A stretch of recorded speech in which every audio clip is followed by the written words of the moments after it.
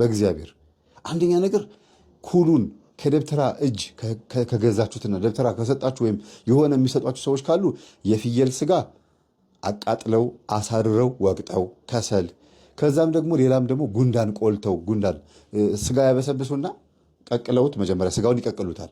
ከዛ ሳር ላይ ይወረውሩታል። ከዛ ጉንዳን መጥቶ ሲወረውና ሲያፈላ ጉንዳኑን ሰብስቦ በመብረቅ ምጣድ ጉንዳኑን ቆልቶ ወቅጦ አቀላቅሎ ናሃቤ ብሎ ይለዋል፣ ይደግምበታል። ከዛ ሸዋ ስታደርገው 100 ሻማ አምፖል ይሆንና በሰይጣን ማለት ነው ሰብሰብ እያደረገ ቡዳ መብላት ይጀምራል ማለት ነው። አዳልሞቴ ደግሞ በቡና ነው ግብሩን የሚያገኘው። ጠቋር ደግሞ እኔ እውቀት አለኝ እኔ እችላለሁ ብላ በምትመካበት በትቢቷ ነው። ጠቋር ትቢተኛ ነው። ጊዜ ያውቃለሁ ነው የሚለው። በቃ ማንም እንደኔ የሚያውቅ የለም። ሁልጊዜ ሁሉም ሰው ከሱ በታች ነው አድርጎ የሚያስበው። ጠቋር ያለበት ሰው ሁሉም ሰው ከበታችሁ ነው። እኔ ነኝ የማውቀው፣ እኔ አውቅላቸዋለሁ፣ እኔ አውቃለሁ ነው የሚለው ጠቋር። ከሰው ለመማር ወይም ደግሞ ከሰማው ነገር ለመረዳት አይሞክርም። ግትር ነው፣ ትቢተኛ ነው፣ ተንኮለኛም ነው። ካፈርኩ አይመለሰኝ በቃ በጣም በደንብ ነው ያለው። ከዛ ቀጥሎ ደግሞ የሰውን ውድቀት የሚመኝ ነው የጠቋር መንፈስ።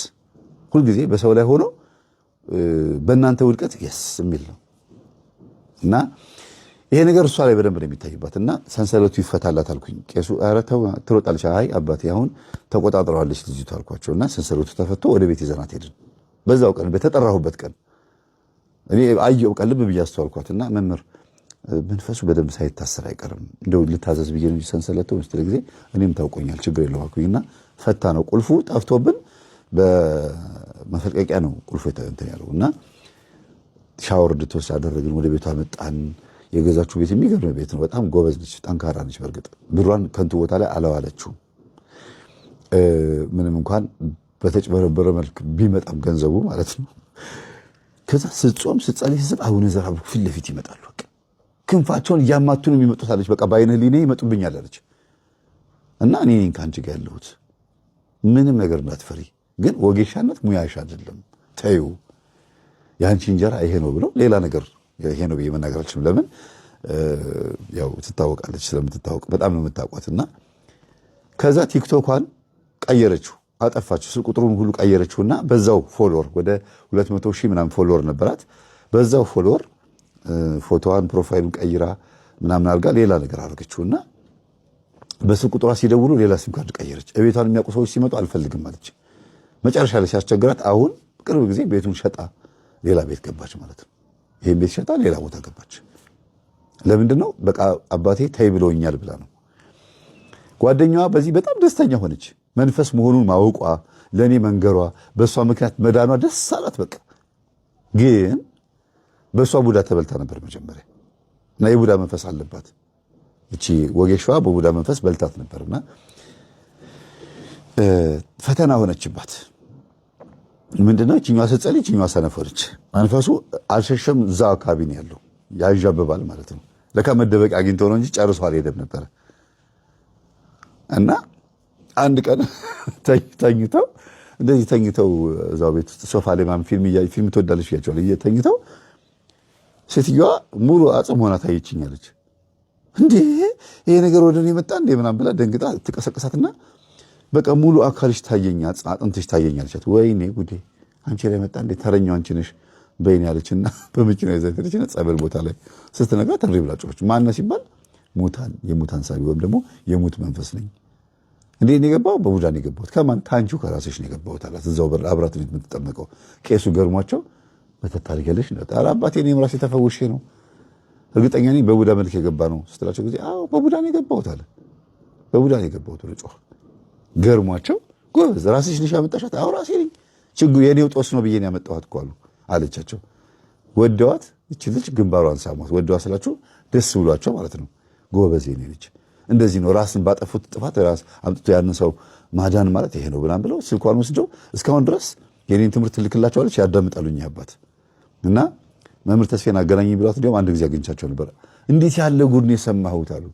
አባቴ አንድ ቀን ይሄን ገጠመኝ አቀርበዋለሁ እያልኳቸው ቅርብ ጊዜ ከአንድ ወንድሜ ጋር ስለ ሙታን ሳቢ መንፈስ ስናወራ፣ ስለ ወጌሻ ምናምን ስናወራ ያ ነገር ትዝ ብሎኝ ነው ይሄን ገጠመኝ ያቀርኩላችሁና በጣም በሚገርም መልኩ ማለት ነው እግዚአብሔር አምላክ እዚህ ቤት ውስጥ ስራ የሰራው ምንድነው አሁን አዲስ የጀመረችው ስራ ከኔ ጋር የምትሰሪ ብሏት አዲስ የጀመረችው ስራ እግዚአብሔር የሚፈልገው ስራ እግዚአብሔር የሚወደው ስራ እኔ እንዲገልጸው አልፈቀደችልኝም ልጅቷ እንዲህ ነው የምትሰራው ብለህ እንዳትናገር ብለኛለች ገጠር ያለውን መሬቷን ቤቷን በሙሉ ከብቶቿን በሙሉ እንዳለ ሸጣ ነው የመጣችው በቃ አልመለስም ወደዛ ብላ ለምን ከሄደች አስቸግሯታል ወጌሻ እንደሆነች እንዲታወቅ አልፈለገችም በአጠቃላይ እና በማህበራዊ ሚዲያ ላይ የተሳሳተ ማስታወቂያ ሰምታችሁ እንዳትሸወዱ ብያልኩት ምን እንደሆነ ላብራራና ልጨርስ ትምህርቱን ዛሬ አጭር ገጠመኝ ነው ይዤላችሁ የመጣሁትና በእኔ ቤት አጭር መሆኑ እኮ እንግዲህ አንዳንድ ሰዎች በጣም ረዝሟል የሚሉት በእኛ በተማሪዎች አቅም ደግሞ አረ መምህር ዛሬ ያሳጠርከው ትላላችሁ ለምን የአንድ ሰዓት ተኩልና የሁለት ሰዓት ቪዲዮ የሶስት ሰዓት ቪዲዮ ማየት ለምዳችሁ ማለት ነው እና በማስታወቂያ በቲክቶክ ስትሰራ በጣም ብዙ ሰዎች ይመጡላት ነበርና የምትሰራቸው ማስታወቂያዎች ግነት የበዛባቸው ነበሩ ገና እንደዚህ አርጋ ልክ እንደ ክርስቶስ እንደነካቻቸው እንደሚፈወሱ አርጋ ነበረ የምታስተላልፈው ለምን እንደዚህ አርጋ ሄዳ ነካ ስታርጋቸው ምናምን የሚሉትን ፓርት ነው የለቀቀችው ያ ማለት ሰዎቹ እንደተነኩ የሚድኑ ነበር የሚመስለው ቪዲዮ ላይ ስታዩት አንዱ ትልቁ ችግር ይሄ ነው ሁለተኛ ነገር ደግሞ እጇን መድኃኒት እንደሆነ የሚያውቁ ሰዎች እጇን ብሎ ስሟት ይሄዱ ነበር እና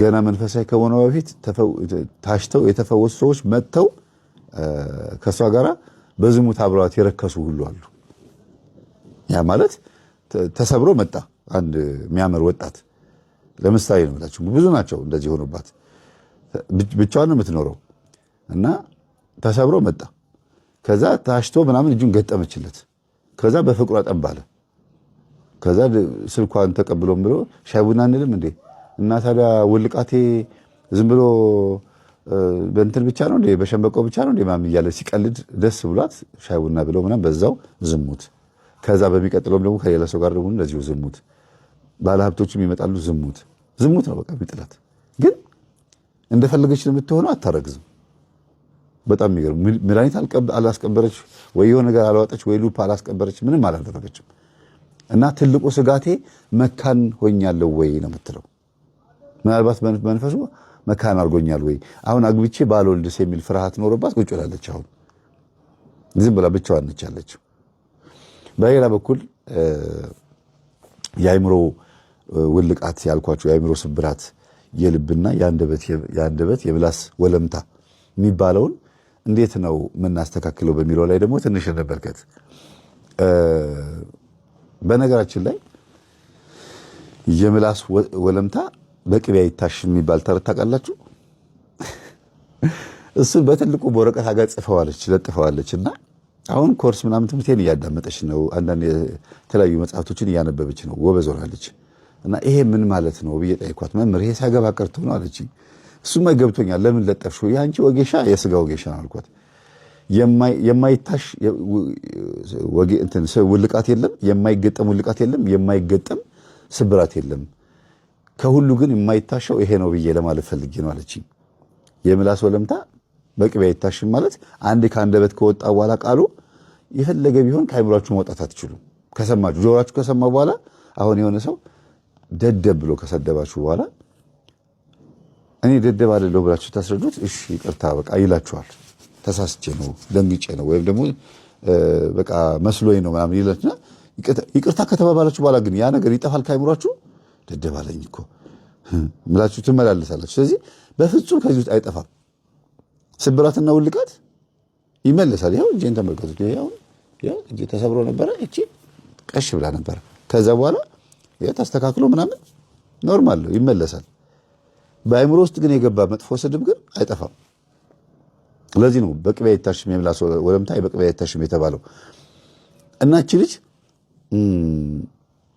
ሊታሹ የሚመጡ ሰዎችን ስቃይ ላለመስማት ጆሮ ላይ ተደፍን የነበረበትን ጊዜ አስባ ሲሰድባት የነበረውን ነገር ለመከላከል ይመስለኛል ያላልኳችሁ የብዙ ሰዎች ጩኸት በውስጧ ይመጣባታል ተኝታ ጩኸት ይመጣባታል በእውኗ አልሰማም ብላ ኢርፎን ታረግ የነበረች ልጅ በህልሟና በሐሳቧ ጩኸታቸው ይመጣባታል ያንን ግን መከላከል አልቻለችም ይሄን ነው በቴሌግራም ለመጨረሻ ጊዜ ቮይስ የላከችልኝ መምህር የብዙ ሰዎች ጩኸት እኔ ውስጥ አለ ይጮህብኛል ተኝቼም ፊልም የማየው እኮ ወድጄ አይደለም አለች ጩኸታቸው ላለመስማት ሐሳቤ ወደዛ እንዲሰረቅ ነው። ግን ፊልሙ እንዳለቀ ደግሞ ይጮህብኛል ውስጥ ያለች።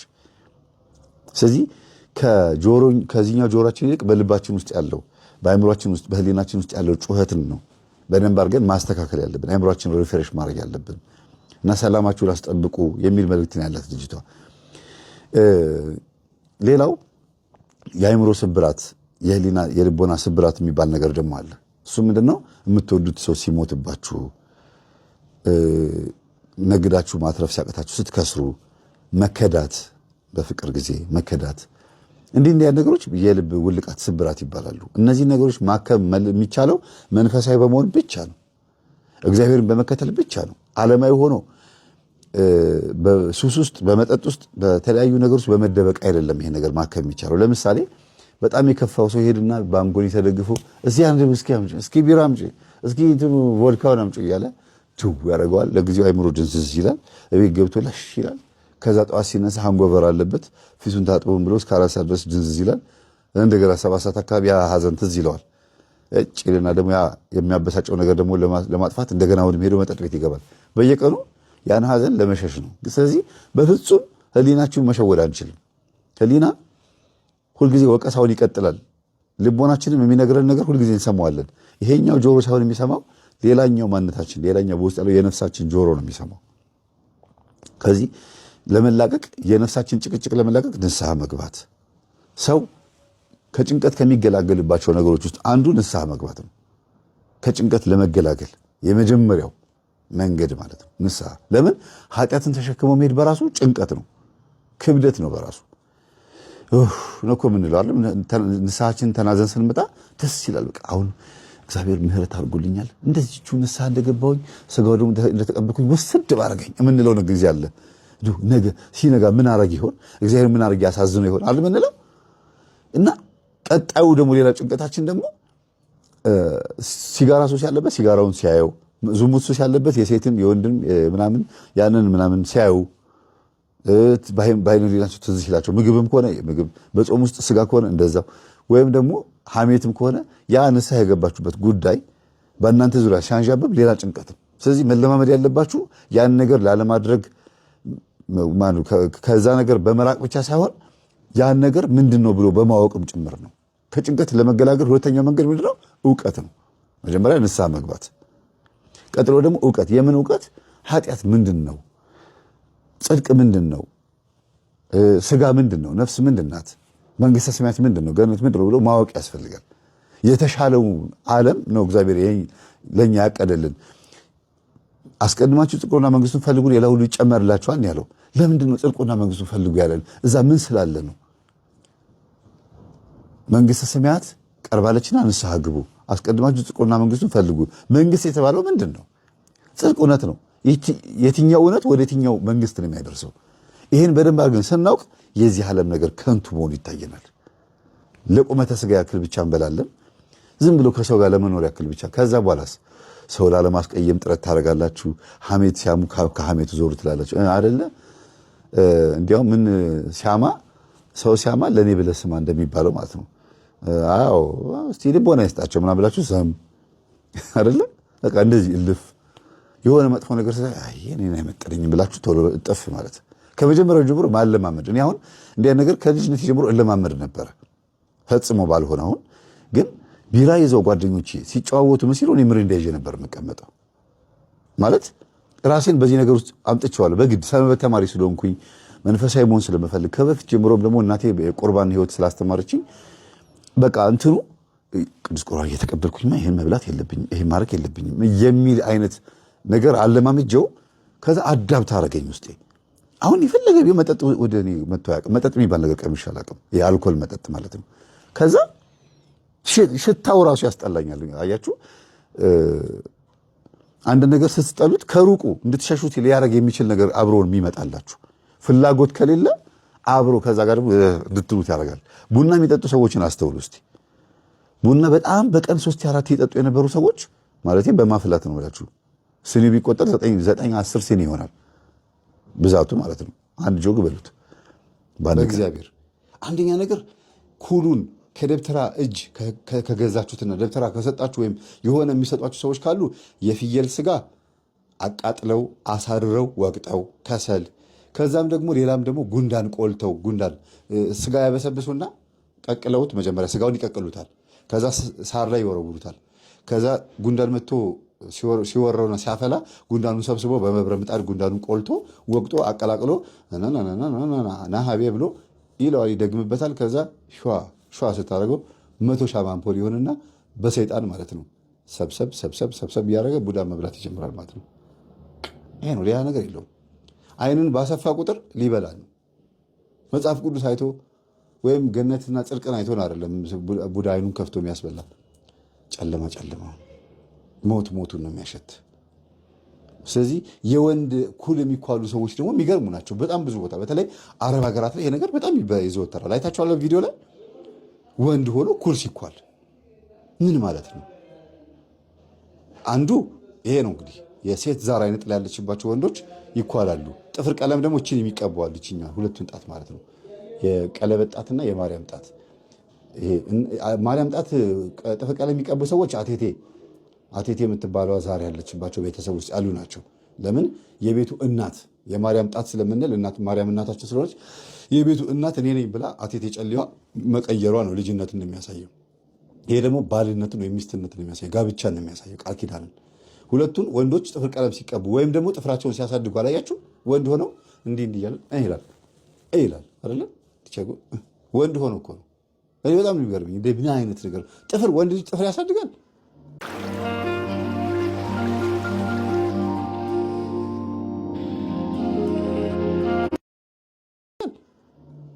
ጥፍር ፀጉር ማሳደግ ይሄ የአጋንንት አሰራር ነው።